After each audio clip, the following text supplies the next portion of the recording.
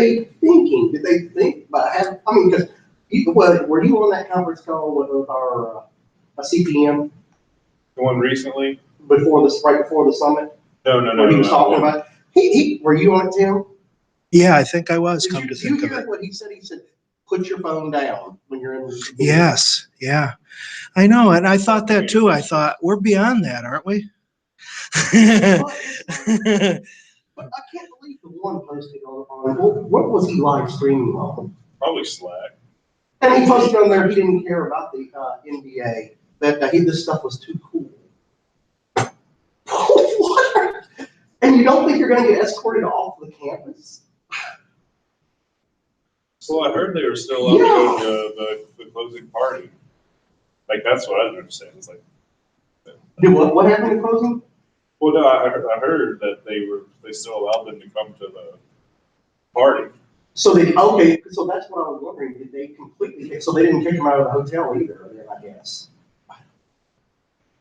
Because I wondered that since they escorted him off campus, if they made him leave the hotel too. Wow. You know, I made a mistake the first time. And I accidentally went to the regular dining room for breakfast. They didn't charge me. Microsoft covered it. Really? Yeah. Huh. I didn't realize that on Friday that they didn't cover the meal. But they stopped, and I was like, ah. Which meal? The breakfast or whatever. Oh, you didn't have a buffet? Not on the Friday. They didn't have it on Friday. Oh, I like Thursday lunch or Thursday afternoon. I got you.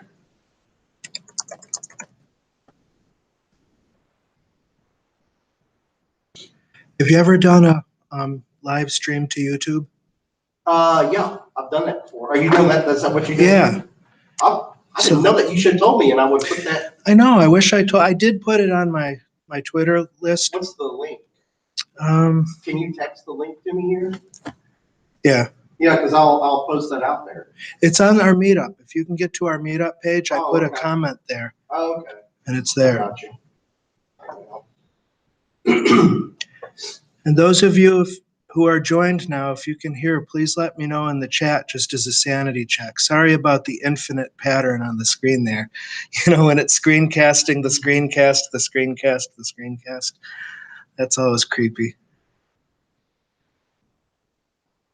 You saw I renamed the group to Middle Tennessee. Yeah, And good idea. You know, I did that because I'm now speaking like over National City.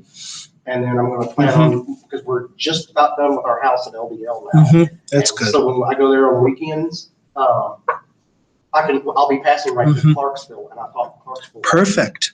Those Army guys up there are really interested in PowerShell. And that's what I thought. So that's why I renamed it from Nashville to Middle Tennessee. Yeah, I need to remember that. So it's Middle Tennessee PowerShell user group. Okay. All right, noted. Let's see, where is it? I wonder if they have coffee going. I hope so.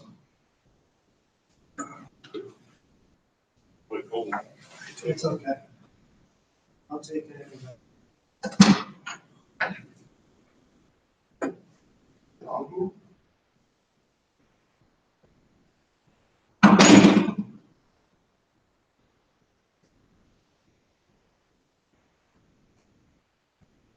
So it was more than 5 that got booted.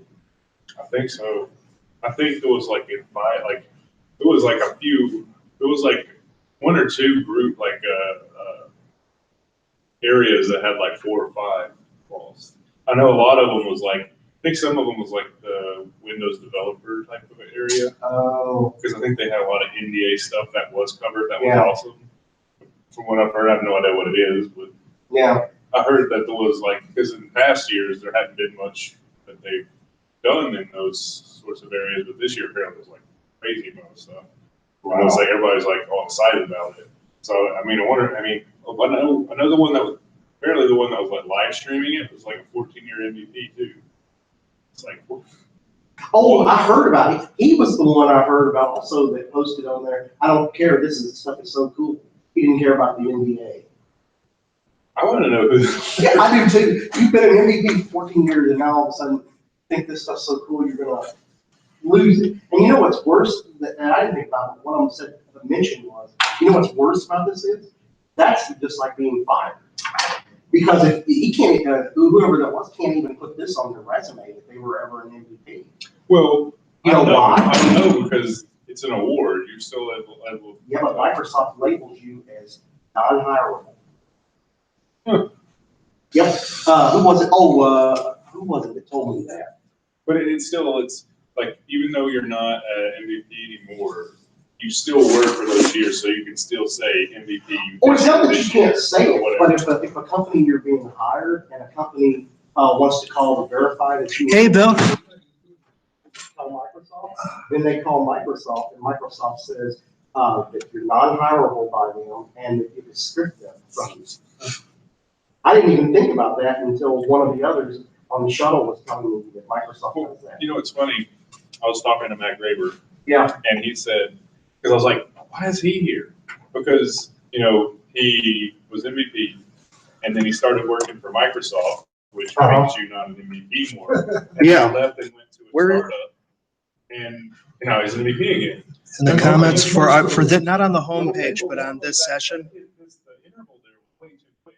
And what he said is that basically. Check testing one. Okay, so His regional community. All right, here it is. Is so terrible that he tried and tried and tried and tried. Their Wi-Fi here was blocking part of it.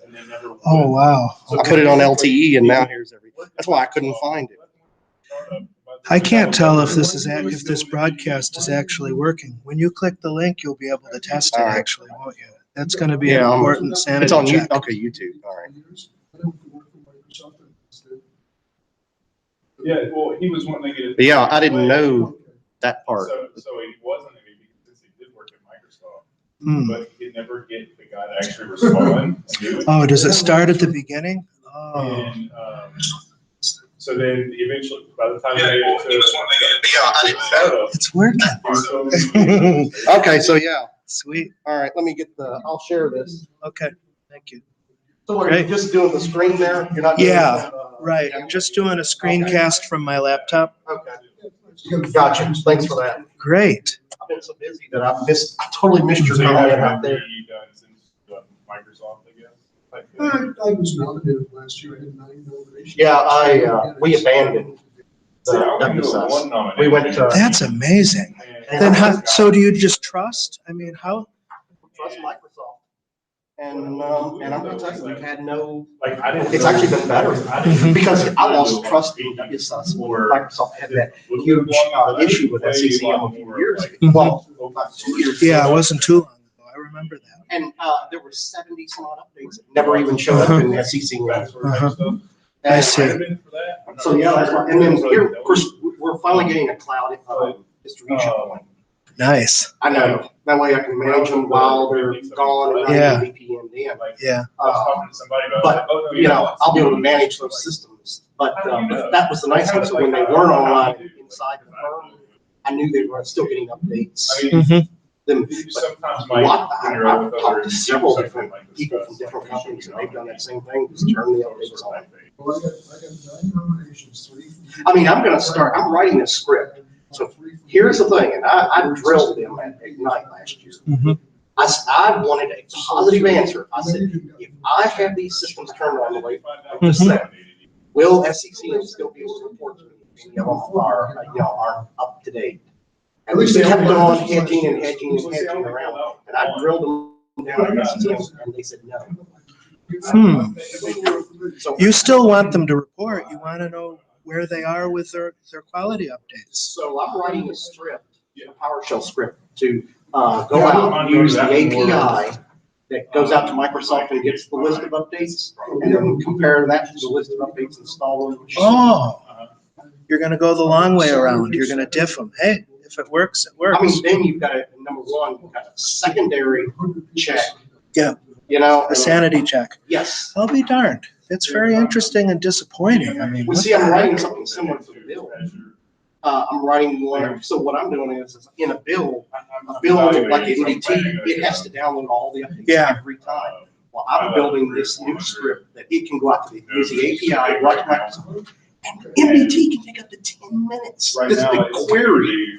and compare what it needs. all done. This script I'm running, Mainly I mean, when you the- use the PowerShell And so, API, it does it within 30 what I'm looking seconds. at And so what it'll do is, evaluate new like updates that price it doesn't see, yeah. that are that Like are not installed, automation, it that will sort of store, stuff. create and store in its own I know I'm repository gonna probably use UNC the update path. service most likely. I don't know why Dashboard, Microsoft so never it'd be nice for, like, management. did that. Mhm. So then in the future, if it sees, hey, I need this update, it doesn't have to go out to Microsoft and download it. It grabs it right from the local repository I think Mhm. I and can get installs. them on board with this. And then I'm gonna also write in there, if that has been superseded, it'll delete from the repository. Uh-huh. So its repository is Still learning constantly what all that's updated.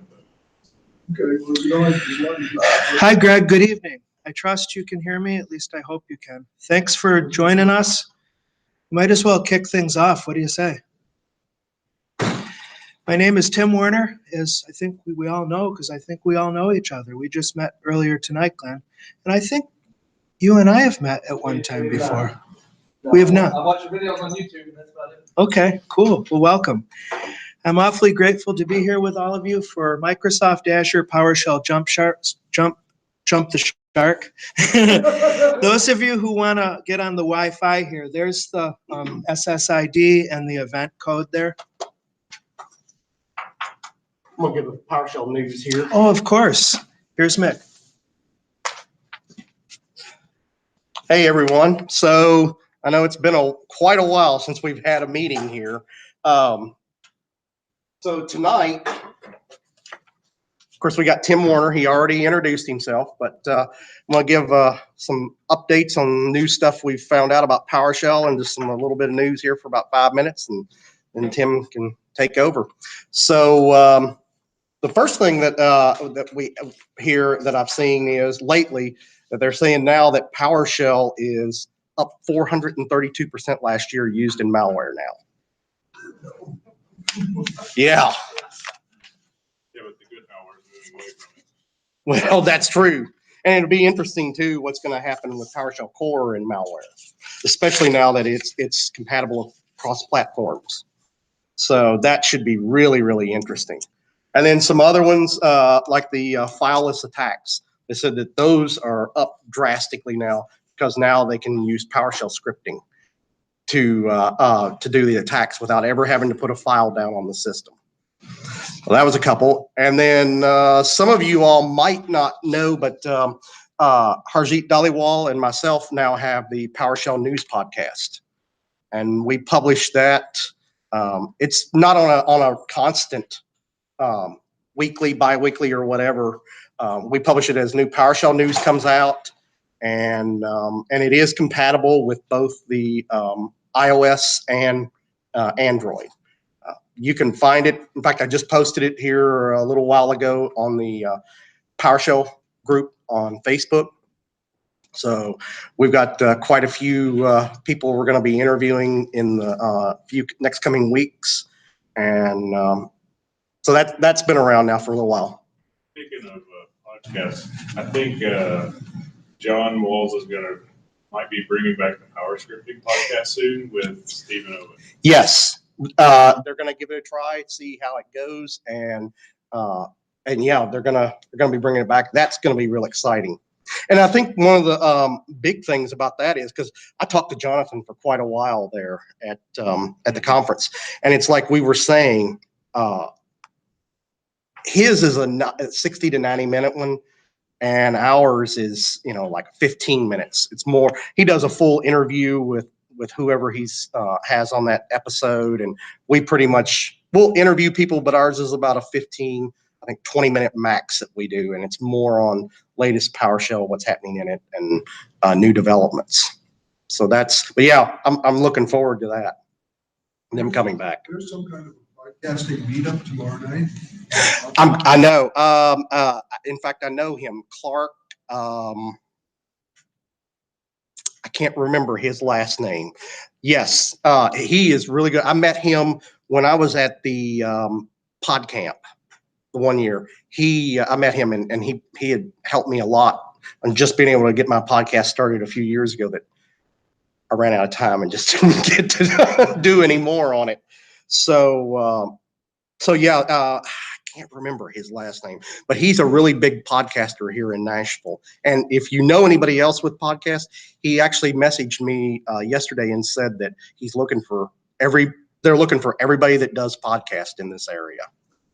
So I used to. I'm gonna go to the meeting. Check it out. gotcha. All right. I think that's really about it for right now in PowerShell news. So, all right, Tim Warner. Thanks a lot, man. And also, Nick forgot to mention, maybe you already know that the Nashville PowerShell user group is now called Middle Tennessee PowerShell user group. We renamed it just for the fact that, for instance, here in a week and a half, I'm speaking over in Ashland. Here's something relevant that's news. They just released the Azure, related to your things, they just released version 5.5 of the Azure PowerShell. I'll be darned. They're on a Really? fast release cycle, pretty much monthly, But quickly about your point, Mick, I use Mac a lot, Linux, not so much, Windows, obviously, always. One thing I'll credit Mac on is that you're always running as a standard user, and you've got a sudo, or with Windows, I'm not going to ask for a show of hands. How many of you are running as a standard user during the day? Are you, Mick? Good for you. I always do. I wouldn't do any different. It's such a hard habit to get into, isn't it? Especially on Windows. There's a lot of awkwardness to that. But if your system gets infected, it's going to run at the privilege level of you. And if you're a domain administrator, that's some potential bad news, to say the least. I didn't want to be responsible for that. Yeah, you work for a legal office, so you have the law right in mind, don't you? Definitely. Okay, so tonight's agenda, first I wanted to quickly get the ASM versus ARM question out of the way. I don't know what your background is with Azure, but that wind up bumping up against that sooner or later. We'll then take a look at Azure Cloud Shell, really nifty, although slow, way to get to Azure PowerShell. And then, of course, we'll spend the rest of the time in demo doing Azure PowerShell specifically. The script that I have that I'll use for demos and a PDF of this slide deck is at this URL here, timw.info/NP18. And that'll take you to one of my GitHub repos that has these resources and some other resources that you might find handy as well. I'll show that URL at the end of the presentation too. This is being live streamed right now to YouTube. And my plan is to download the movie and edit it, because in the beginning, testing 1, 2, 3. So hopefully it'll be a little more consumable after I re-upload it. Okay, first of all, how about this issue here? Anybody doing stuff with classic Azure deployment anymore, the Azure Service Management API? Fortunately, you can't get to the old portal anymore, manage.windowsazure.com. You still have access to classic resources. And the PowerShell for that is all in a single module. You see on this code here, find module name Azure at the PS gallery. It's still there. It's a single monolithic module that has all of the classic Azure service management commandlets in it. When Resource Manager came around, complete re-architecture of the Azure platform, one of the things that they did with PowerShell is split everything out into separate modules. So there's Azure RM.compute for virtual machines, Azure RM.network. There's a whole list of like a couple dozen of them. And I think that's a good thing to do, not the least of which you can update them individually instead of having to redeploy everything. So there's Azure and there's Azure RM. So question 1, how do you install Azure PowerShell? If you have a recent enough version of PowerShell to where you have package management and PowerShell get, make sure to look for Azure RM. There's a little bit of smoke and mirrors with this, by the way. If you pipe this to install module, Azure RM is actually a bootstrapper. And you'll pull that down and it will orchestrate the installation. If you do a dash verbose, you'll see it pulls down all of the Azure RM dots, compute, network, profile, blah, blah, blah, blah, blah, and puts them all on your system. So that's one way to go. I want to focus on current generation Azure, which is ARM. Is there anything new on this slide? No, really, it's the same slide as what we saw previously, so there's nothing new there. Okay, moving on. How about Azure Cloud Shell? Before we do our first demo, why does this exist? Well, I shouldn't say this over live stream. Of course, I'm not going to do any NDA stuff. Live stream, no. But I will say that it's curious over the last couple of years to see a lot of interchange, let's say, between Azure and AWS, and Google Cloud too. Google Cloud had a cloud terminal shell for a while. I'm pretty sure AWS has one. And now we have one in Azure, where from a browser, on any device, you could actually load a Cloud Shell session on your smartphone. Now, you probably need a magnifying glass to see anything, and we can adjust the font of it. The idea here is wherever you are, without having to install anything, you can get to a command prompt and use Azure PowerShell. This top URL is what we'll start with. It's a standalone site. There's two environments in there. There's PowerShell and Bash. Technically, when you start Cloud Shell, you're connecting to a Docker container. You're running a containerized version of the PowerShell executable, or you can do Bash, which is going to give you a Dockerized Bash session. Bash, of course, is more Linux, Unix, open source, and the idea there is that you'll use the Azure command line interface or PowerShell core. Recently, Microsoft added PS6 core into the Windows PowerShell Cloud Shell. In fact, I'll show you that in just a second. It's fun to kind of CD around in the Cloud Shell because they've given you a lot of goodies beyond just the Azure PowerShell modules. SSH keygen, all of the SSH tools. There's a lot of good stuff there. And even better, you're not trapped inside the container. You can do two-way communication with a storage account. And there's a couple custom commandlets in there. The one I want you to know, if you don't already know, is get cloud drive. That's a good way to figure out where your share is and all that good stuff. So let me pop open another tab here and go to shell.azure.com. Of course, the first thing you'll need to do is authenticate to whatever subscription you have.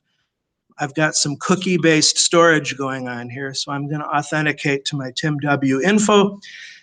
It's going to say PowerShell may take up to a minute. And while we're waiting, we could pop some popcorn. And in the meantime, the controls here going between the PowerShell and the Bash environments, restart the shell, help. For options, you can adjust the text, small, medium, large. You can change the font, feedback. And then this will pop out a new session into another browser tab. So this is the, I guess you'd call the standalone version of Cloud Shell. Have any of you installed the Azure mobile app? It's been a long time since I looked at it, but for Android and iOS, there's an Azure mobile app, and I believe that also gives you a way into Cloud Shell. But, on a tablet, on an iPad, for instance, you can get a really full fidelity session going, especially or a Surface if you have the little foldable keyboard. Now, it takes a little while. It's actually going faster than usual here, which is cool, because remember, under the hood, what's happening is that Azure's choosing the nearest point of presence to where I am using IP magic, and then spinning up the associated Docker container, and it'll be alive as long as we're in this. Once we close the tab, that's going to kill the session.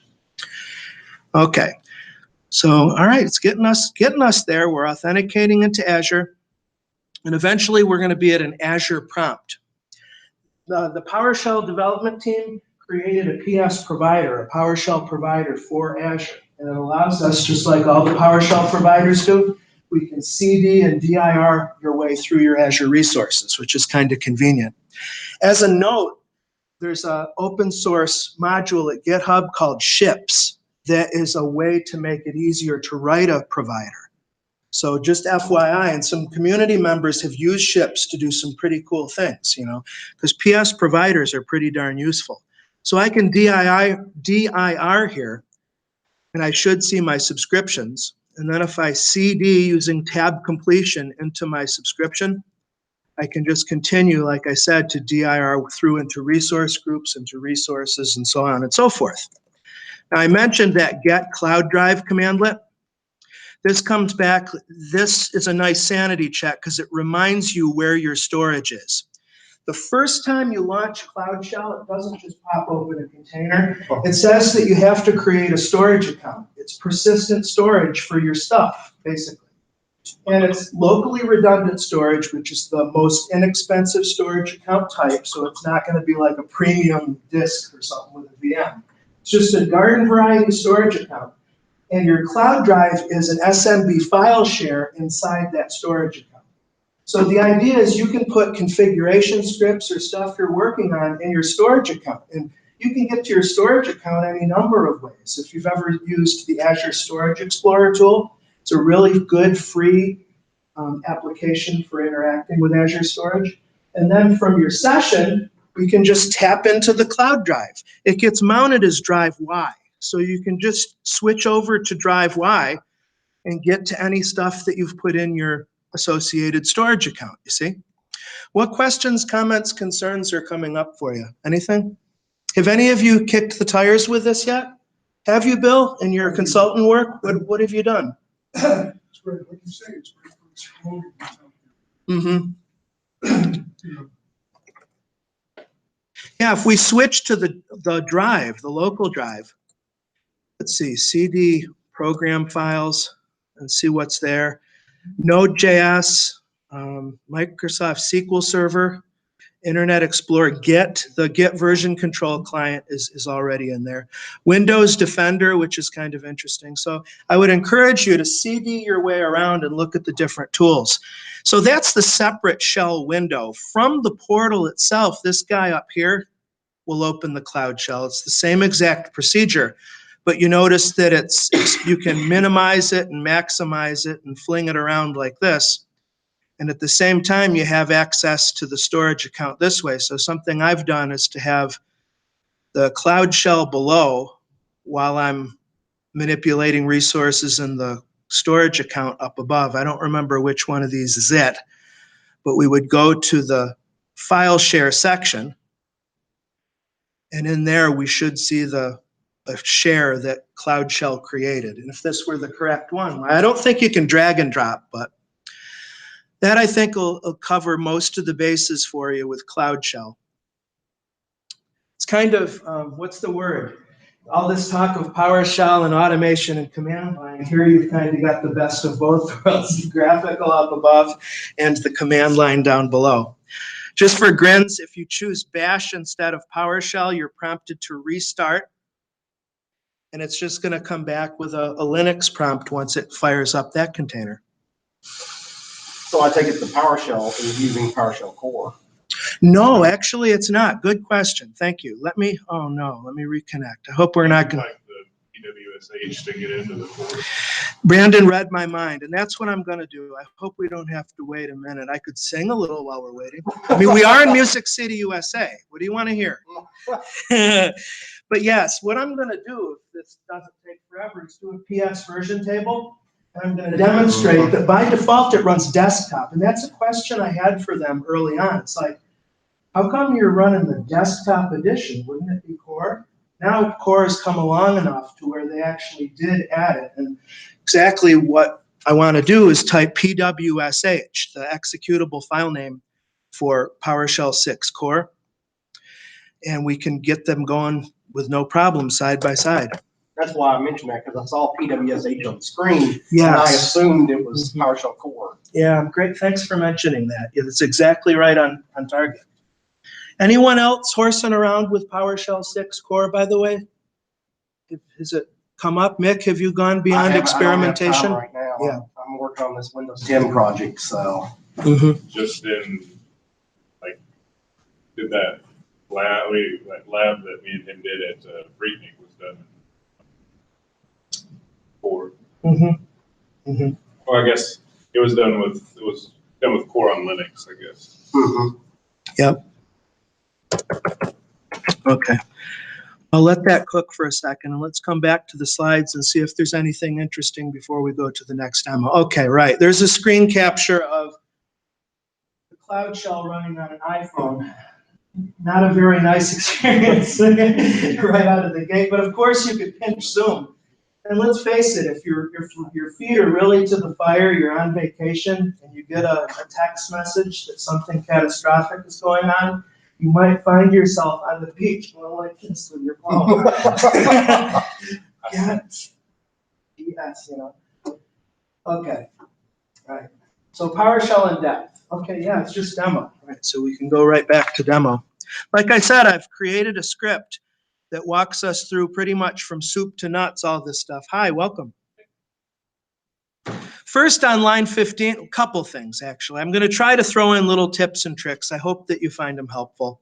I think Mike Robbins taught me this one. Putting break at the top or near the top of your file is a sanity check to if you accidentally were to hit run the whole dadgum thing instead of just the line. In fact, Mike is even more clever. He's got like a start sleep 600.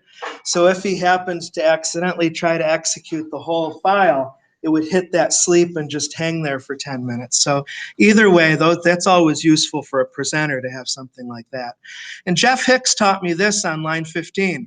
In the ISE, I was like, I need a way to synchronize my location in my file. In other words, I want the console to jump to where my script is. Because I might have my script in my Dropbox or on the desktop. It could be anywhere. I don't want to, especially during a presentation, be CDing all over the place. And Jeff has done a lot of work with the ISE object, you see. So he showed me a get location where you're pathing into the PS ISE object down to current file full path. And that's a really nice one-liner. And suddenly, I'm in the appropriate directory in my console down below. That's pretty nifty, I think. That actually opens a side discussion just for the heck of it. I'm slowly making the transition from ISE to Visual Studio Code. Did you know that PowerShell ISE is deprecated? So that means that no more money or development time is going to go into the tool. How do you all feel about that? Brandon, you seem like you're fully on VS Code. Well, that's kind of how I feel too.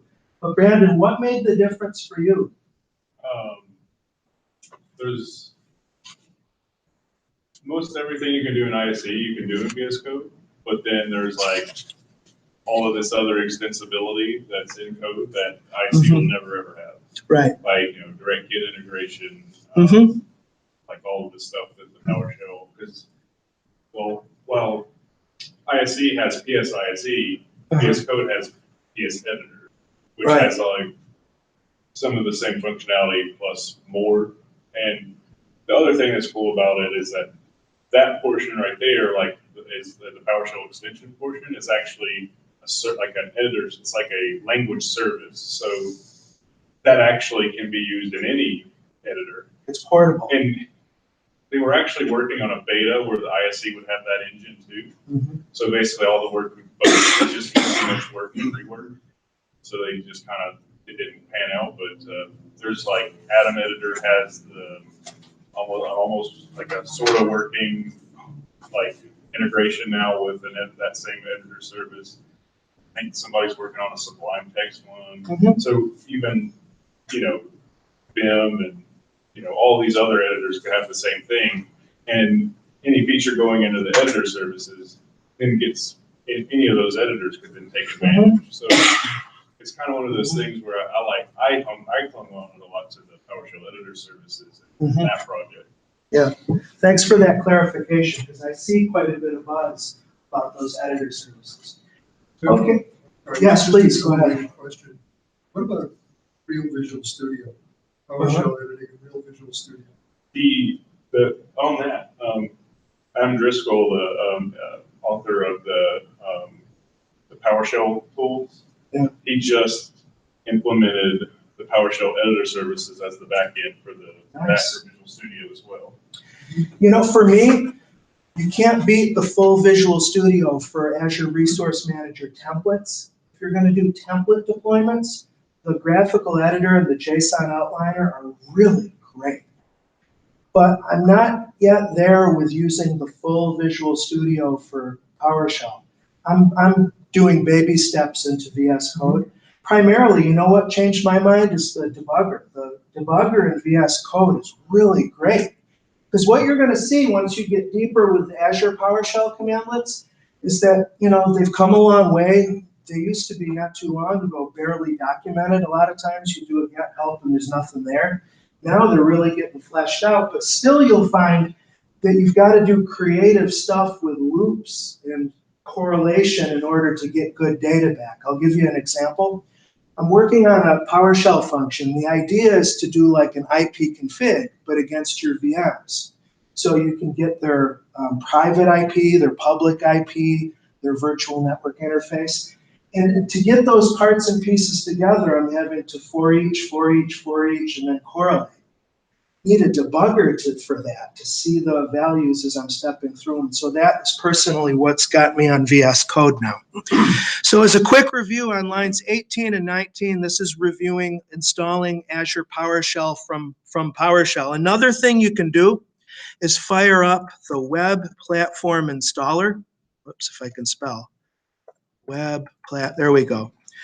And how do you get that? Well, one way to go is from the Azure Doc site, which again, the documentation folks at Microsoft have really been knocking it out of the park, haven't they? Oh, yeah. Docs.microsoft.com/Azure. That should do the trick. And now you can actually get to the SDKs and tools directly from the Docs page, as you see here. And if you scroll down, you can download the PowerShell installer as well as Azure CLI too. Although you need Python, I don't think it'll give you Python with that. I think you have to have it already installed. But if you go the graphical route, then it'll install using the web platform installer. And here it is right here. And I intentionally didn't update because I wanted to show you this. You see it comes right up under Spotlight. You can do a search for Azure PowerShell if it doesn't. But their release cadence is really fast. The PowerShell, I'm not sure. That's a good question to ask the teams. On the previous screen, there was a PowerShell Visual Studio. Notice that? No, I didn't. You mean back on the web page that I had up? PowerShell tools. Okay, that must be Adam's project that Brandon told us about. That's pretty cool to have it right here. But yeah, the release cadence. In fact, let me see. If we did a find, let me try this. On line 18, if I run this, I don't know if I've authenticated. I might have to quickly do that. But this one-liner is going to give us back all of the versions. Here we go. Yeah. So you can take a look from 10/9/2015, version 1, up to today, really, 3/13. So there was a release at 4:54 p.m., I would reckon, Pacific time. Wait a minute. That would be, no, it would have to be probably Eastern time. I don't know. Maybe our local time, whatever. But anyway, you see how often they're revving these modules. And you can go into this is for the Azure RM bootstrapper, but then you could check the version of individual modules if you want to as well. Of course, updating the help to make sure you have that. Now, connecting to Azure. This is something that can be mildly confusing. There's add Azure RM account. There's login Azure RM account. And then just suddenly, recently, I discovered it a few days ago, there's connect Azure RM account. Just trivia, I guess. The official commandlet is now connect Azure RM account. I've always used login Azure RM account, but technically, that's an alias to add Azure RM account. Now both add and login are aliases to connect. So the bottom line is you can use any of those to authenticate. And if you can authenticate with a Microsoft account, with an Azure Active Directory account, if it's in that directory, or if you need to automate authentication, you can create what's called a service principal in Azure AD. You can use a certificate, a self-signed certificate even you can get away with, and automate the process of authenticating to Azure. In fact, the GitHub that contains this script file, I'll give you the address at the end of the presentation. I have a file in there that shows you how to do the service principal authentication. It's a nice way. Frankly, I put it in my profile, in my PowerShell profile. So every time I fire up PowerShell, it automatically logs me into Azure and sets up my context properly. So it's a good tip, actually. And then speaking of which, you always want to make sure that you're attached to the correct subscription. Get Azure RM Context will do that. I'm surprised, I must not be authenticated. Well, let me go ahead and just do a garden variety connect Azure RM account. It's not recognized as the name. Why didn't it like it? Oh, I think I know why. I must be running an older version of the modules, and the connect Azure RM account must be more recent than what I have on my system. Okay. I'm going to authenticate with a Microsoft account.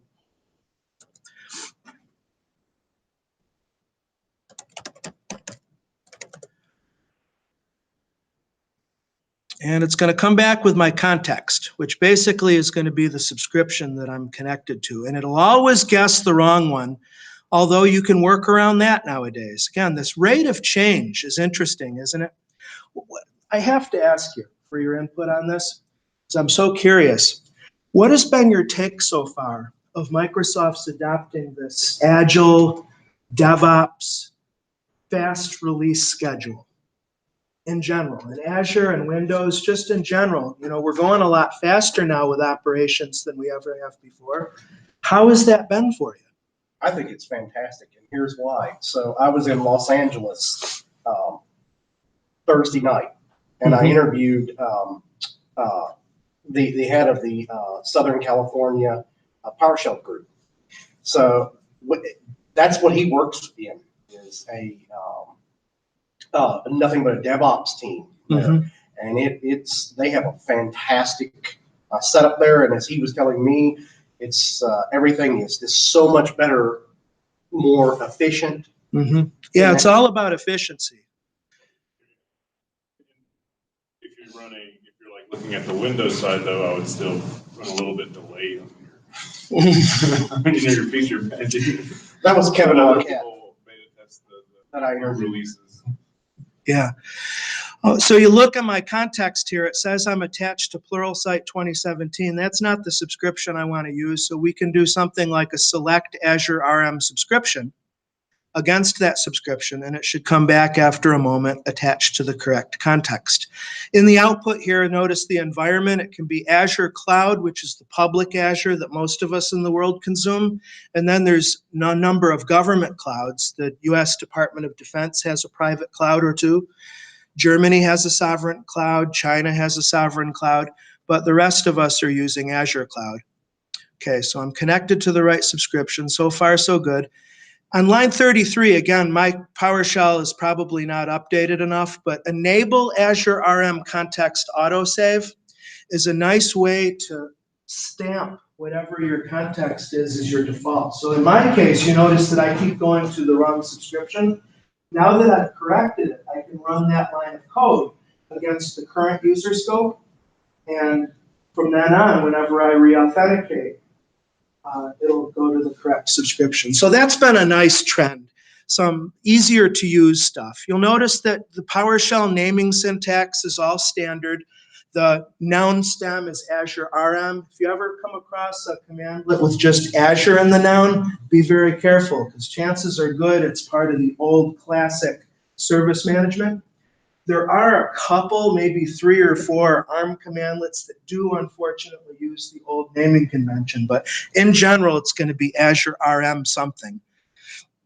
Let's see, for module discovery, on line 36, I have a one-liner that's looking for all modules installed on my system that start with Azure RM, and then I'm doing some selecting and formatting. And this speaks to what I mentioned before, that Resource Manager is a more modular approach. In Azure PowerShell, it's the same thing. You notice that each subsystem will have its own collection of commandlets that's separately versioned.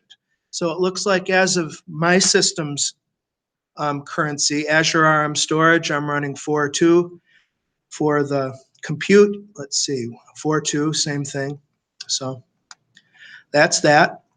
Just for grins, I'm doing a measure object pipeline in line 38 just to see how many of those modules there are. And it looks like, at least as of my system's date, 56 modules. That's a lot of commands. So I'm curious. Well, a lot of modules. I'm curious about this one thing. So I saw you use your own Gmail address as the account, so I'm assuming you're using your MVP Azure credits? Yes. Are you talking about the subscription? Yeah. Yes. I'm just curious. Yeah. Yeah, one of the great things about at least being a cloud and data center management MVP is that we got an offer of Azure Credit, and that's been so useful. Yeah, that's what we don't have Azure yet where I work, but I'm using those credits to get in and get some experience. You know, I still find that I'm careful. Like, I'm not as careful, but I'm still careful. Like today, I was like, do I need this VM running? No, I'm going to stop it and deallocate. It's not like I'm just starting all these services and letting them run forever. The automatic shutdown. Right. I was talking to somebody the summit where they had like a lab they had for a presentation, got shut it down, and they got like a several $1,000 bill. That's what happened to HCA. I heard, I was speaking out at Lean in Franklin, and one of the guys out there was from HCA, and he said that one of them, when they first got Azure, had it open a VM and left it open for an entire month running, and then got the bill for tens of thousands. I did a blog post on Sunday about people doing it. Right? That's one of the wrong way things. Until you get your first bill. Yeah. Yeah. You know, But what was it we saw at the summit? There is a new feature, stay alert. Remember that? Shut down. Yeah, they have that. That's not really a new. No, came from Devtest Lab. well, you can do billing alerts in your subscription tools. Yeah. Microsoft is really good, I think, about making it more difficult. I mean, I've had some surprises myself with AWS because I thought I nuked everything, but it was per region, and it wasn't really obvious. I just thought double check, triple check, quadruple check, and I still got a charge. I had an alert, a billing alert that told me when I hit an amount, and that's what told me what. And sure enough, I had deployed a website or something in Ohio instead of where I usually go, and it was totally invisible. If I didn't think to know that, who knows what the heck could have happened. That really ticked me off. But besides my Pluralsight teaching, I've actually developed a good Azure consulting practice, which has been super helpful and nice. And that subject of how to save money with VMs, if we don't need them, can we turn them off? Bill mentioned the fact that you can schedule shut off, but unfortunately you can't schedule startup. So what I've used to good effect, just not to get on too big of a tangent, but it's related to PowerShell, is if you create an automation account in your Azure subscription, it unlocks a lot of cool stuff. Number one, you can do desired state configuration, DSC with pull servers that actually work, and they do reporting, and lots of cool stuff. But you can also do what are called runbooks, Azure Automation runbooks, that are kind of like Scorch, System Center Orchestrator. So you create a PowerShell script that schedules your VMs to shut down, another PowerShell script to start them up, put them on a schedule, and you're done. You see? Really nice way to save money. We saved the company 40% of spend by just simply using automation. Yeah. Because people need things running not all the time. Yeah. There's a cycle. Not on the weekend. Developers don't leave you stuff running on the weekend. Sure. So it's saving like 40% of your total bill. And another thing you can do with something like automation in PowerShell is scale down and scale up. Like I have a customer who's doing Azure SQL, geo-replicated Azure SQL. He's like, during weekends or off times, I know that my clients don't need it, and I don't want the Azure SQL at the higher level. So we simply did the same pattern here. We did a PowerShell script, daytime trigger, to scale down the Azure SQL database, and then when it's business time again, scale it back up. You know, one of the great benefits of the cloud is everything is like on demand. You can turn it up or turn it down. Of course, there's gotchas. You can't downgrade to a service if you're consuming features that are only unlocked up here. It's not going to let you go down. But if you do have that ability, that wiggle room, that's a good cost savings idea right there. One interesting thing I thought I'd mention also. So at the summit, Angel Calvo, and I don't know if you had heard this, but he's gone. Yeah, I did hear that. So he went to Amazon. Right. Yes. Awkward. Look what I've done here on line 40. I've done a get command against all the Azure RM modules. So as of my system's date, a little over 2,000 commandlets. So that makes one grateful for PowerShell's consistent syntax, doesn't it? Think of, I mean, Brandon, when you and I met, you were doing mostly open source and Linux, right? So grep and sed and awk, weren't you on board with all those wacky tools? We have a lot of Linux. Yeah. In our, but I don't deal with it a lot, other than just little small projects and stuff. But since I do deal with a lot of people that are, like, that's one of the things that I've always tried to push as like ways for them to get acquainted with it, because I'm like, just being able to use commands they're familiar with, like, as a beginning, just to do basic stuff. Yeah. It's easy for them to pick it up You know, and they kind of like the alias stuff. Absolutely. Aliasing, consistent syntax, and that's not even touching the fact that we're dealing with objects. Instead of standard in, standard out in Linux, everything is text. PowerShell, even in PS Core, you're dealing with .NET objects that have methods and properties and events. It gets more complicated with Core and Windows subsystem for Linux and all that. Because, Yeah. you know, you're running in Linux, and you know, because you can like do Linux on Power, like Windows on Linux, like all that weird stuff, like back and forth, and then it's like, which should this be the? Well, if I use LS right now, should that be the Linux LS or the alias? Right. That's a good point. Yeah. If you try a dir /w, the wide, like you'd see normally in CMD, that doesn't compute in PowerShell for obvious reasons. What else? One of the great features is to be able to convert a JSON template into a PowerShell object. There's a command that will let you convert an ARM JSON template into a PowerShell object so you can manipulate it in PowerShell. Whoa, that's beautiful. We've used that in a couple of scripts. Is this a command that's in the Azure PowerShell, or is it? Wow. Please do. Like, I think they're doing a lot of work on like the LCM right now. I don't think ARM is going to be the only way. Was that the relative path you were doing earlier there? Doing supplication. I think there's a lot of improvements that, you know, like, especially if you like. You're doing the relative path. Yeah. Where the script. Yes. I Yes. use .NET for this. Oh. Yeah, that's what I always Okay. use. I use the .NET. I found it much easier. So if you go in there and use the system.environment from .NET, and then all you have to do is use current directory. That's going to be more portable than using the PSISE object, because I'd like to be able to do it from code, for instance, to synchronize the integrated console with a script. So if you use the .NET, the system.environment, and then use current directory, that does the relative path for you right there. I just remembered, I almost forgot to say something about that. Okay. I'm just jumping back to YouTube. I haven't forgotten about you, those who are kind enough to join from YouTube. Thank you very much for doing that. There's a question from earlier, is it mandatory to have a storage account to run the PowerShell? Well, you have to have a storage account to run the Cloud Console. What is it called? I forgot what it's called. The Azure Cloud Shell. There you go. It's required to have the storage account for Cloud Shell because you need a place to store your stuff in that shell. It's an ephemeral object. Do you need a storage account otherwise? No. No, you can install Azure PowerShell on your system, and you can create a storage account using PowerShell. There are some assets that don't require a storage account. But okay, and it looks like you got the answer. That's cool. Yeah, and Tom, hey Tom, thanks for joining tonight. Tom's wondering, Bill, about that command you've mentioned about transforming. Do you have it yet? Because I couldn't find it.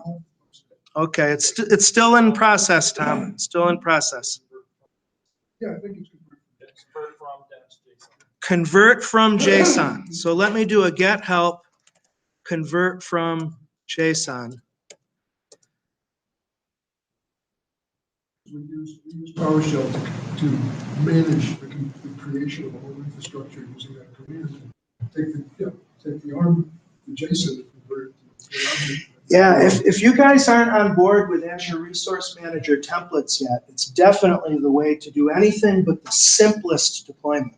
PowerShell is fine to create a resource group or a storage account, but if you've ever tried to do a VM using Azure PowerShell, it's kind of a mess, honestly. Really, the Resource Manager templates are the way to go. And if you're not familiar with the Quick Start Gallery, please get familiar with it. It's under the hood, it's a GitHub repo, but this is the public page. Azure Quick Start Templates. It's a library of, it looks like 663 templates. And one that I run a lot for my Pluralsight work is the one to create a domain controller. Domain controller. Some of them are really simple. Some of them are really complex, because that's the neat thing with these ARM templates. Anything you deploy in Azure, even if you're going through the portal, under the hood, it's being defined in JavaScript object notation, JSON format. If you'd like, I can show you how to dig up those in the portal. But this is a nice way for learning and also to base your own deployments on. Let me see if I can find the create an Azure VM in a new AD Forest. Okay, that'll work. And let's see here. It gives you the parameters. And then look here, a single line of PowerShell. The way PowerShell fits into ARM templates is it's a way to deploy them. Now, honestly, Visual Studio I like better because in Visual Studio, as long as you have the Azure SDK for .NET installed, it'll validate your template before it attempts to upload it. But with a single line of PowerShell, new Azure RM resource group deployment, you can deploy from the simplest to the most complex deployment. And especially if you need to repeat the process. One of my consulting customers has a SaaS application that requires a particular environment in Azure. The great beauty of templating that is that whenever he hires whenever he obtains a new customer, he can spin up an environment for that customer with a single line of PowerShell and maybe adding a couple parameters here or there. Come to think of it, I have one in our demos, so I can actually show it to you. But up above, each of these quick start template things, for lack of a better term, has a link to the appropriate GitHub repo, and you can clone down the entire quick start templates repo. There's a heck of a lot in here. And these deploy buttons can make it even easier. Assuming that you're logged into the portal in that browser session, it'll take you right into the new template deployment screen and load up the template for you, just lickety-split like you see here. Isn't that neat? Okay, let's see. Come down to where we left off. There's some command discovery here.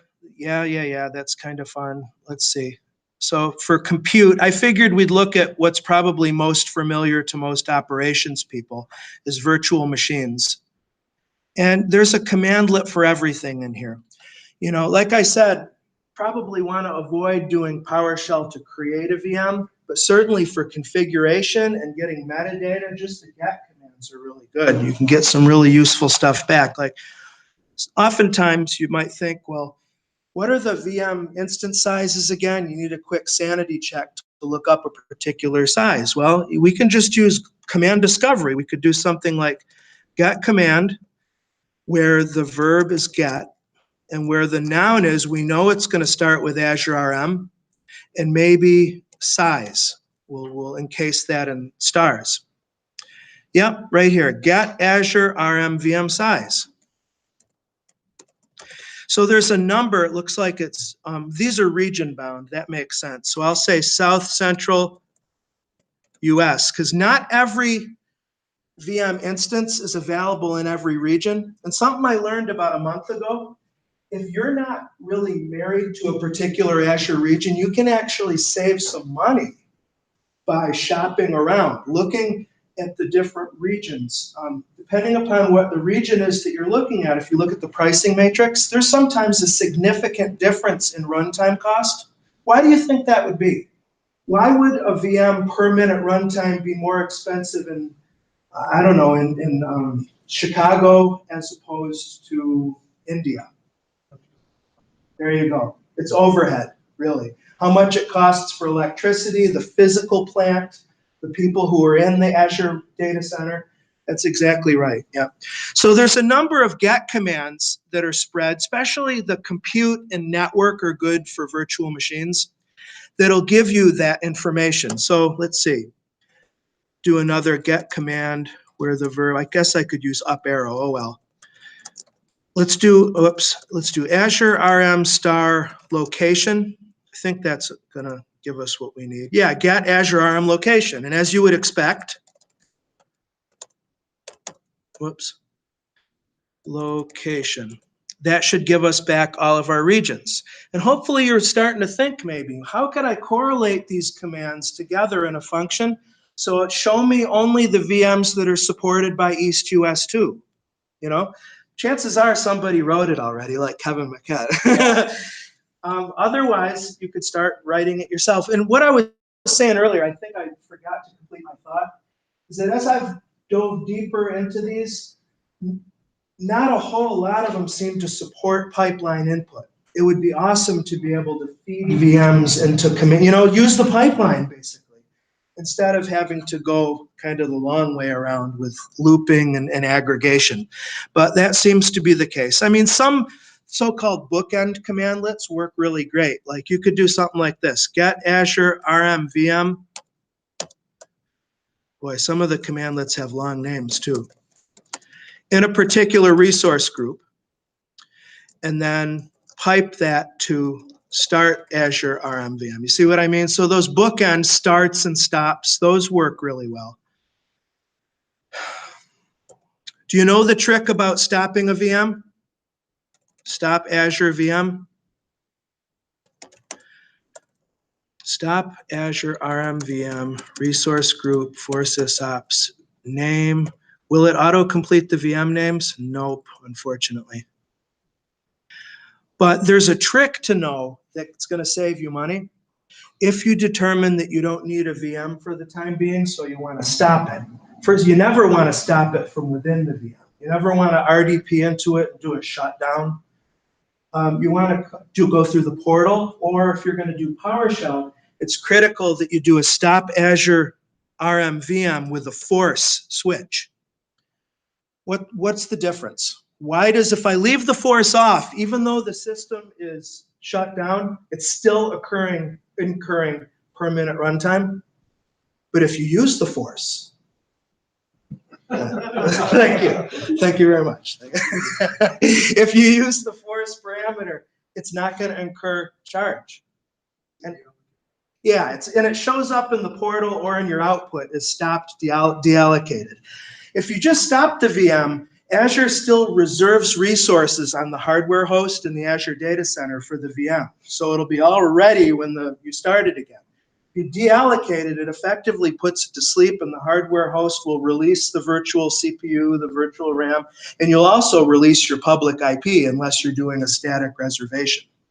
That can be an unpleasant surprise. It's things like that where those people who wrote that commandlet probably didn't use a whole lot of PowerShell before they wrote it, because that's really not, because they basically use force, but they used it in a way that isn't in a way, it's not a standard, the standard usage of it. Yeah, force usually means no matter what.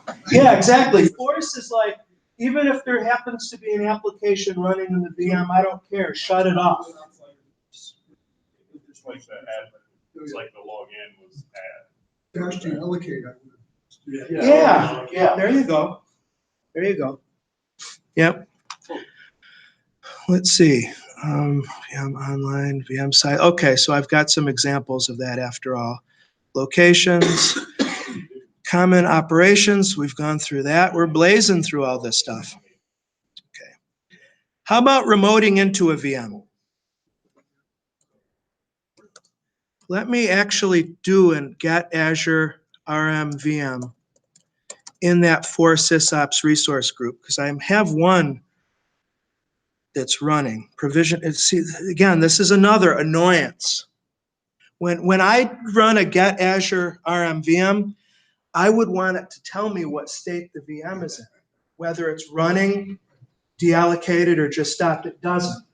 I wrote a function that does do that. I don't know if I have it handy. Of course, we could check the portal. I know that I've turned it on. But yeah, this is what I'm talking about. Sometimes you run into that kind of stuff, and it's like, so if I grabbed a reference to my DC1 that I believe is online, Azure RM VM, source group, name, DC1. How could I get a list of all of the properties that I can pull from DC1? In other words, how can we say to PowerShell, show me everything you can about this object? Get member, yeah. One thing we could do is pipe to get member or GM.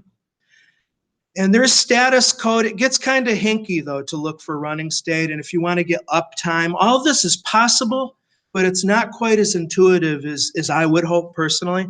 So there's a number of properties that you can see. Another quick tip, if you're not aware of this, you can do format list star to actually see the values and see if it tells us anything interesting. Not particularly, not really in this case. Select star. Select star, let me try that. Star, what was DC1? Select, is that different? Interesting, that seems to be pretty similar, pretty close to the output that format list star gave us. Okay, so there's that. Keep that in your mind, thinking about how to get specific properties back from Azure resources. Now, there are specific commandlets that allow you to dive into it. So you see here on line 66, get Azure RM public IP address. There's a number of commandlets in the, well, let me give you a quick trivia question. What's the name of the module? What would logic tell you the module is called that contains all of the Azure Resource Manager network commandlets? Any guesses? Azure RM, and then there's dot something. Which module would you imagine contains the network commands?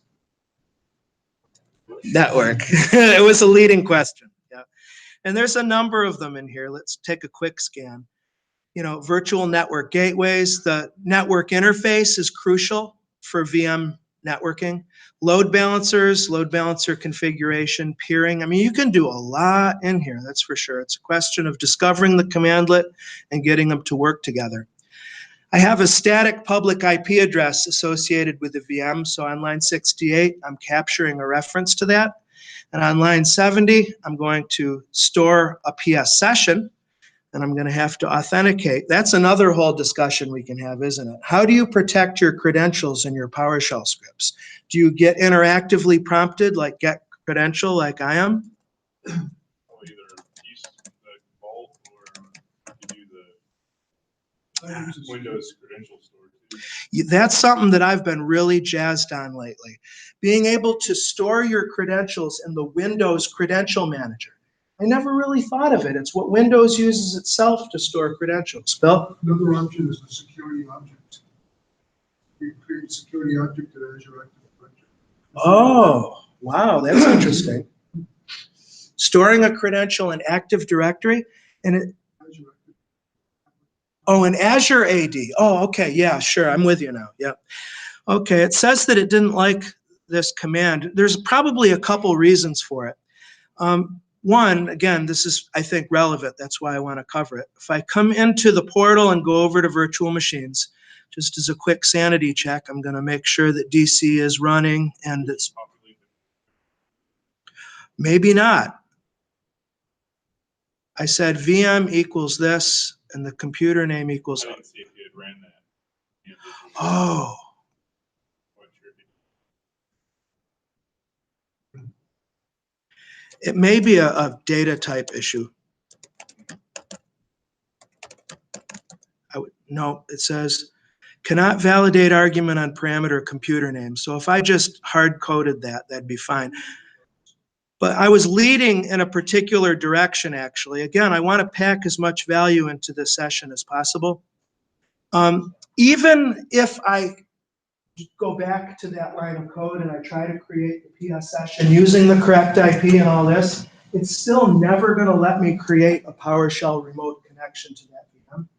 And I'm here to tell you that if we select the VM in the Azure portal, in fact, I'm going to quickly demo this. If we open the VM's blade in the portal and click connect to pull down the RDP file, pop her open. Yep. I'll accept its certificate. It's going to hang here and it's going to fail no matter how many times I do it. We could have fun troubleshooting, thinking of different ways, but it's actually by design.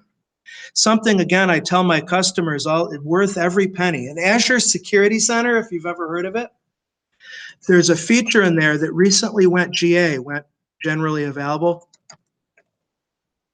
called just-in-time VM access. I just want to quickly give a shout out to this. Because I get hammered, my VMs get hammered all the time through my Pluralsight training because you know, sometimes my habits are a little too habitual, and I might use a name like Tim for my login. Sure enough, Security Center tells me I'm getting hammered on RDP attempts using the name Tim. Of course, student in the world is like, I wonder if that VM's still available. Let's check it out. Maybe we'll get some free Pluralsight or something. How many digits is password? Yeah, exactly. Look at how many dots. Let's see here. Right. So just in time means that your VMs, their management ports will be closed always. And the only time they'll be open is when you specifically request access. It's a really beautiful thing. So in Security Center, if I come down to just-in-time VM access, I've onboarded the DC1 into Security Center. Again, it's a couple clicks. It's trivially easy to do. And when I want to connect to it administratively, I'll go to request access. And look at how logical and lovely this is. You choose, and you can control which management ports. But if I wanted to do PowerShell with HTTP, I would do 5985. And look, it defaults to your public IP only. So whatever I have, I'm coming out of this network with. I don't know how NAP factors in there. I guess it would be the public IP at the perimeter of this network. But still, that's one IP address. And look here, you can go between 1 hour and 3 hours. So it's only opening your VM this much for this period of time from this VM or this IP range. Really good, really nice stuff. So just for grins, I'm going to do 3389 and 5985. And after a moment, it takes like upwards to a minute sometimes to kick in. But I should be able to RDP with no problem into DC1.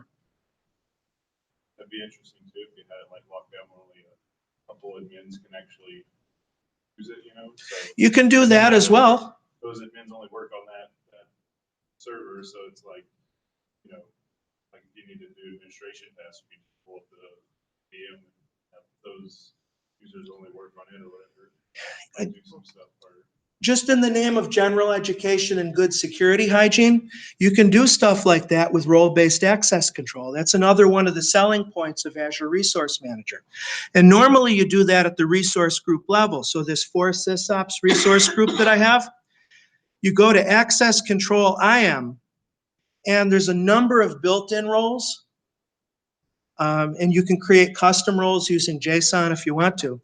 But you literally just build your access control list here, and by inheritance, if you set your role permissions at the resource group level, they're going to cascade down to any resources, but only in that resource group. Notice I've given this user, Crystal Reader, contributor access. Contributor is roughly equivalent to like the change NTFS permission.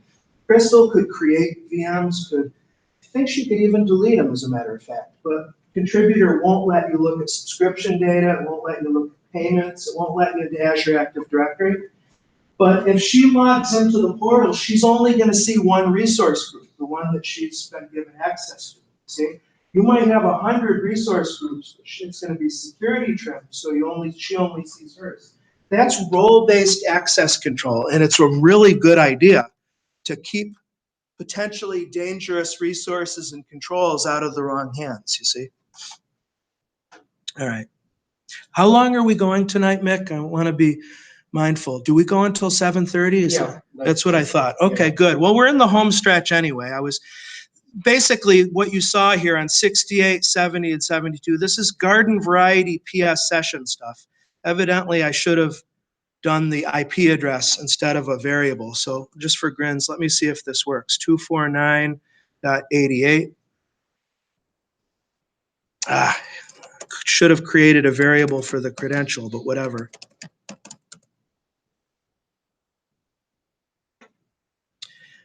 I like using the better credentials one for the stuff like that. That's another good alternative, right? That's Joel Bennett, I believe, in his GitHub repository. Better credentials, good extension to get credentials. So there it is. So I'm in, thanks to just-in-time VM access, I'm now at a PowerShell session prompt on that machine, authenticated as company Tim. All right, so exit PS session. And there you go. Okay, now how about ARM template deployment? I do have an example here. Let's see, on line 75, I'm going to create a new resource group. Why do you use resource groups, by the way? Just as a quick refresher review, or maybe it's new to you, who knows? What's your goal of creating a resource group? Why? Same data center. Yeah, potentially. You might have deployments that need to be in 2 different regions. Azure SQL Database, you'll need, well, you don't need necessarily, but you could organize them in different regions, different resource groups. Can you put resources in a resource group from a different region? Like if you had a region in South Central US, could you put in an Azure SQL Database that was in East US too? Or does it have to be in the region that the resource group is in? Anyone want to put $10 on it? I'm just kidding. Yeah. You, Bill, you're gonna. Yeah, you can actually. It's not a hard limitation. Bill? Another reason is recycle container. Right. Resources that destroy together. Right, exactly. Another one that's often departmental. Mm-hmm. This particular department has to manage all of the network resources. Yeah. That go in a resource group. Used to also be used for billing, but that's gone away for tagging. Right, yeah, exactly, tagging. Yep, good. And I showed you RBAC. That's another, in my experience, the most common level that you implement role-based control is at the resource group level. But what Bill started to say here, if I run line 75, sure, I want to update. It looks like I've already created it. Let me say no, and let me call this Nashville PowerShell User Group 2 for grins. I'm going to do this template deployment now in a new resource group because after I'm finished, I want to just delete the resource group and everything in it goes away. Remember at the beginning of tonight, the ASM versus ARM thing? With ASM, there wasn't a resource group object, so when you wanted to clean up a deployment, really a pain in the butt. You're never quite sure, did I get everything? Like the earlier days of Windows, DLL hell, did I really uninstall this application all the way? Oh man. Okay, so new Azure RM storage account. I'm not sure why I'm creating a new storage account here. I guess we'll discover together. But you know, the bread and butter commandlets, it's all pretty logical. You need to put the object or the resource in a resource group. You need to give it a name. Now, different resources have different naming restrictions. The storage accounts in particular are really persnickety. It has to be lowercase. It can't start with a number or an underscore, whatever. Most of them are pretty flexible, but storage accounts are persnickety. There's the replication option. So each one is going to have its own parameters. You know, get help examples will go a long way towards helping you with that. Let me deploy this storage account. I wonder if we have any questions on YouTube. Good point. And the rules of underscores and dashes are all different resources. Yeah, Limitations. yeah. Tom Schumacher from Arizona PowerShell User Group is here. And he says that they're going to have Joel Bennett the first Tuesday of the month. And Tom, that's a remote session. So we could log in via YouTube or Skype or whatever you use. azpowershell.wordpress.com. Yeah, definitely. That's a great group. Mm-hmm. They really are. They've got a lot of good community members right there in the area. They do. Okay, where were we? Get Azure storage account. What are we doing here? Oh, this is just going through some of the things you could do with an object, right? So if we create a storage account, we can capture a reference to it and put it in a variable. And we can get the endpoints associated with it using dot notation. Basically, the function of those lines in the script is to just demonstrate that Azure PowerShell is behaving pretty much exactly the way that any PowerShell is in terms of member object orientation and that kind of stuff. All right, here we go, a resource deployment. Now, I downloaded a simple template from the Azure Quick Start Gallery. I think it's one that just deploys a very simple Windows Server VM. And the way these JSON files work, they don't have to have these names, Azure Deploy and Azure Deploy.parameters. Those are just the standard names. Technically, they can be anything. Technically, you don't have to have a parameters file, but it's nice to have it because it makes your deployments more modular. It's as simple as that. When you inspect the source, the actual JSON source, it's not too bad, actually. It's certainly a lot easier to read than XML is. And just let's walk through it quickly and see if the logic starts to jump out at you. It looks like the parameters are mentioned here as well. Admin username and admin password, the data types for each. Of course, secure string we want for password. DNS label prefix is going to be the unique DNS name for the public IP that the VM is going to take. You can do enumerations in your templates. So if you want to constrain yourself to particular regions, or in this case, you know which OS marketplace images and Windows versions you're likely to use, you can do that. And then you can create variables. Variables are good a lot of times when you need to create a unique name. There are special functions that you can use within ARM templates that will do different things. Like one common pattern is to use the concat function and unique string for a storage account, because you don't want your template to bomb out because you're trying to reuse a name that already exists somewhere. Storage accounts have to have a geo-unique name, unfortunately. So a common pattern is to get your unique resource group ID and generate a unique value to that, a unique string value. And then in this case, my storage account is going to be some unique string, blah, blah, blah, blah, blah, and then end in storage. See, so that's a use case for variables. Basically, data that you're going to reference multiple times is a good candidate for a variable.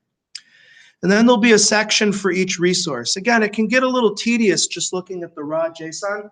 If you use Visual Studio, the full Visual Studio, it's all graphical. You can actually add resources using a graphical wizard interface.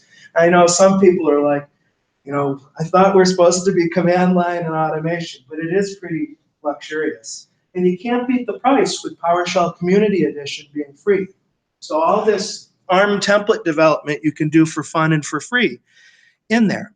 Now I've already, I think, yeah, it looks like in my parameters file, I've specified a value for my default username.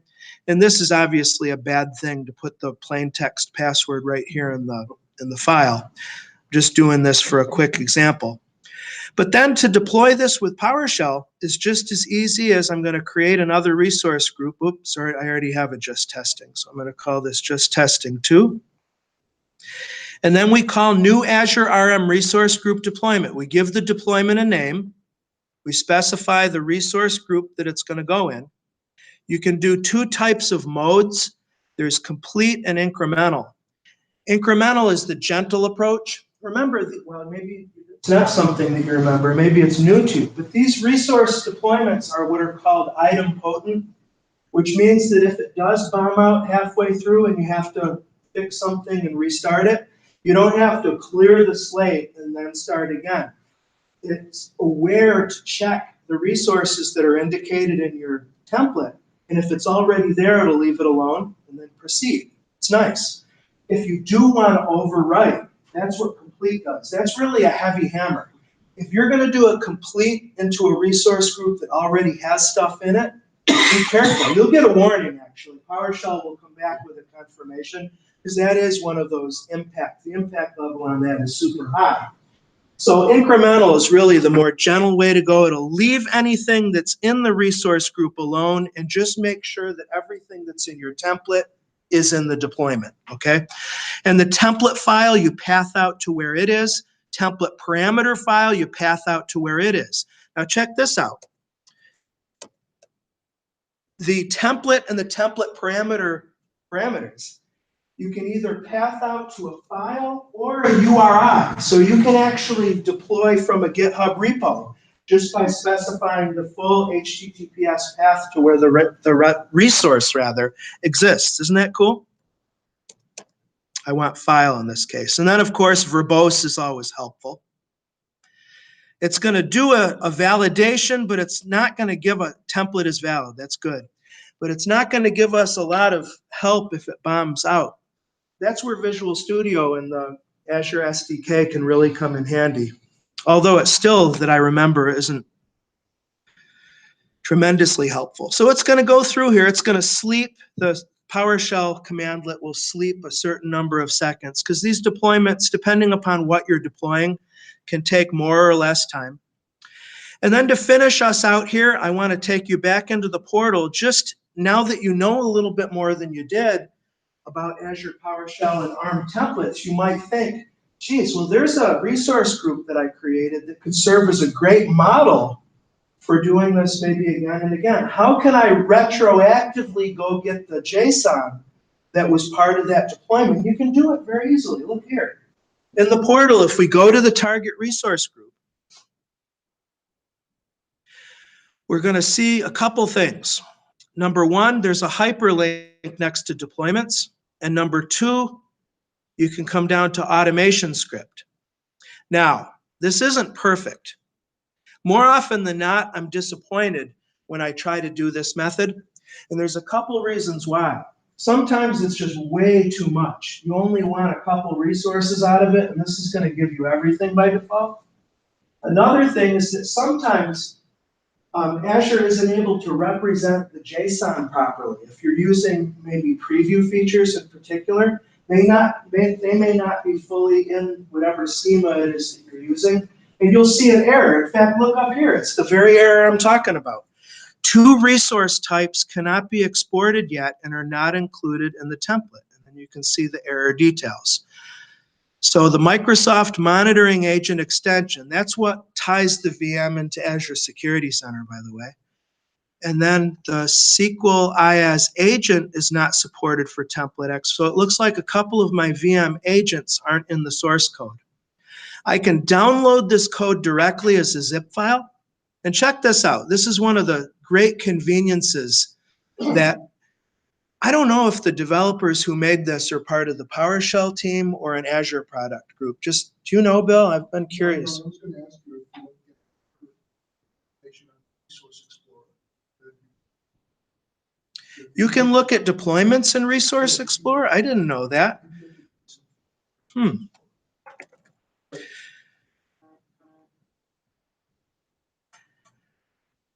I've used the Resource Explorer myself. By the way, it's resources.azure.com.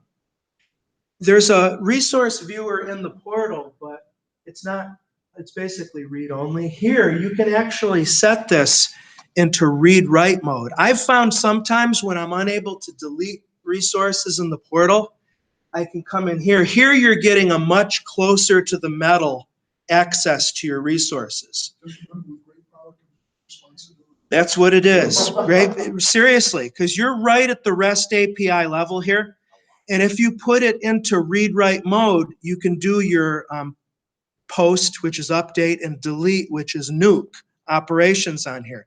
But I think that's what Bill's driving at. And thank you for mentioning that, Bill. Sure enough, we can drill into our resource groups, into the resources or the providers, and there it is. It's showing us the JSON. That's a really good tip. I never thought about pulling the JSON from here. Thanks for that, Bill. That's really cool.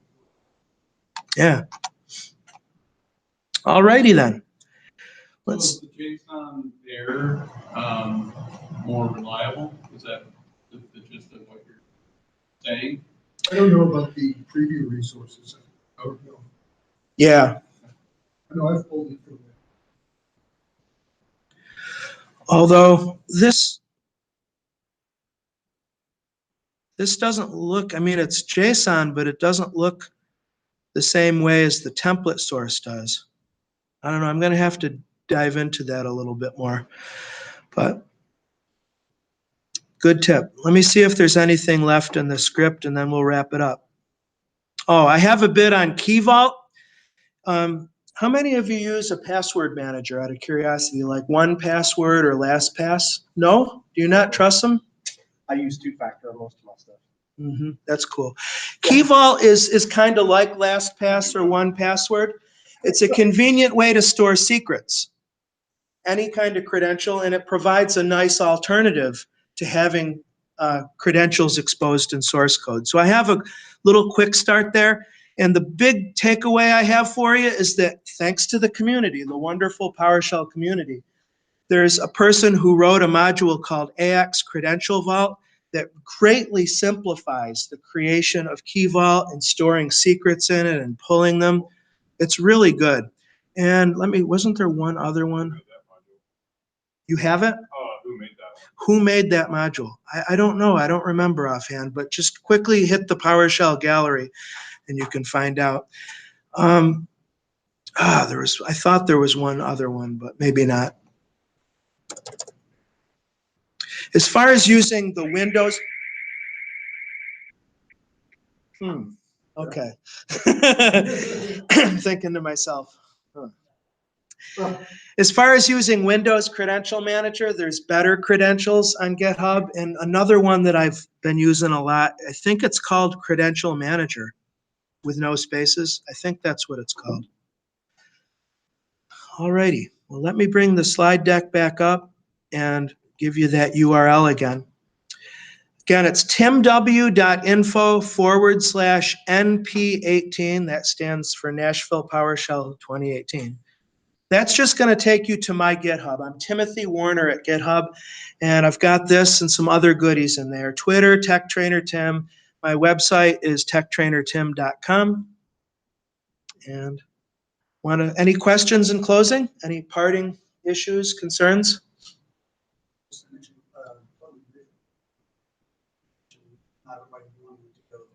Mm-hmm. Mm-hmm. Right. But there are also multiple Azure extensions mostly issued by Microsoft themselves. Thanks for mentioning that. What's it called? Azure Resource Management by Microsoft itself, in addition to functions. Yeah. There's one for ISE too, and that's one complaint I hear people have is that there's like this really great one for ISE, but then the ones for code aren't nearly as good as the one for ISE. Right, right. Yeah, and that's a good shout out. The PowerShell extension for VS Code is by Microsoft. The Azure Resource Manager tools is also by Microsoft. That's been on my to-do list for.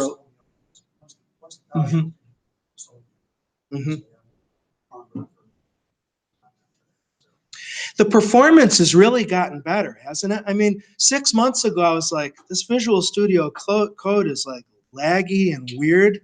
It seems to be snappy. It might be the fact it's an Electron app and not like a C app. I don't think like Sublime, I think, is super fast. Uh-huh. Uh-huh. What sold me on two was PowerShell plugin worked well for the PowerShell back end. Right. Right.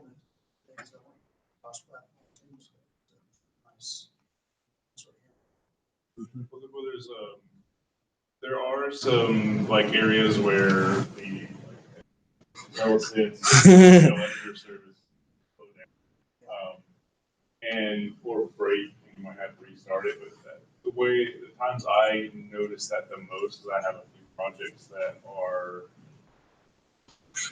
thousands and thousands of files, and basically, especially if I have there's a thing called Code Lens, which is basically where you can see, it'll basically tell you where every time this function was referenced, and you go and explore them and show it. So it has to go through all of those files, and it blocks up the single credit, so it blocks it up while it's doing it.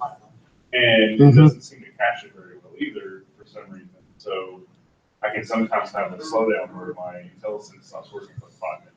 Because it's trying to go through all of those files. So if I disable that feature, then Another thing, I'll tell you about that later on the relative path. But another thing, as you were asking earlier, his name is Clark Buckner on the does the podcast. Oh, the local one, right? Yes. All right, well, we're wrapping up. Folks from YouTube, thanks a lot for joining. I mentioned at the beginning, I plan to download and re-upload the video to take out the cruft and to get right to Mick's announcements. And Mick, did you have more to say as we close? Please do. So one more thing that I meant to tell earlier.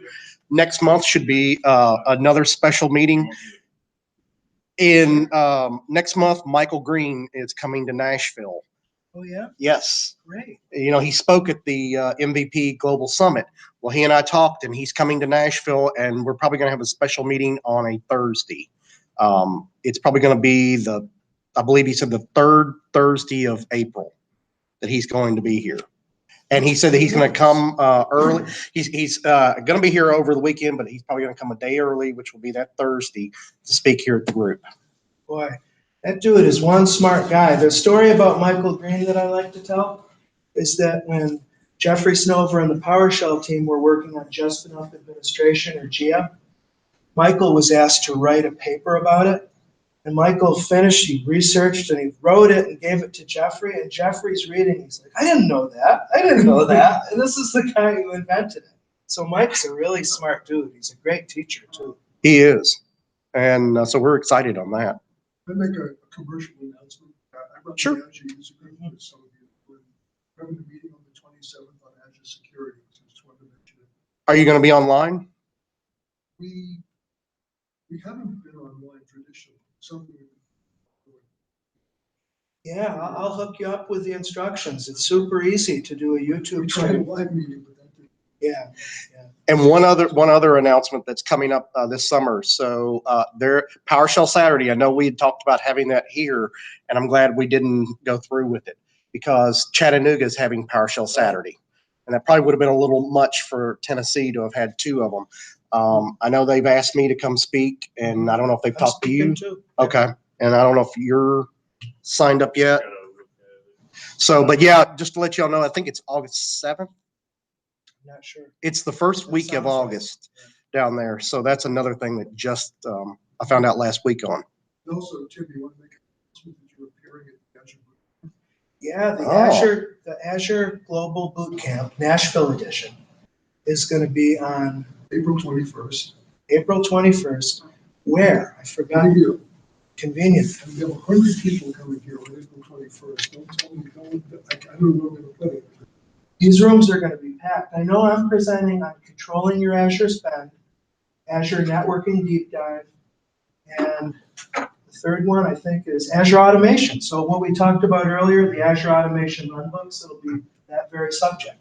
Now that we've whet your appetite, unfortunately, it's closed because we've got 100 people already signed up. So. There's a waiting list if you want to sign up. For the No waiting kidding. list. That's Wow. great. But I thought I'd give it to them. No, that sounds exciting. Yeah, it'll be good. And I know it can't be that same weekend that he's coming to Nashville because he's not coming for that. This was for something else that he participates in Mhm. outside of IT. So yeah, otherwise we might not have that here. So yeah, that's all I've got. Thanks, Tim.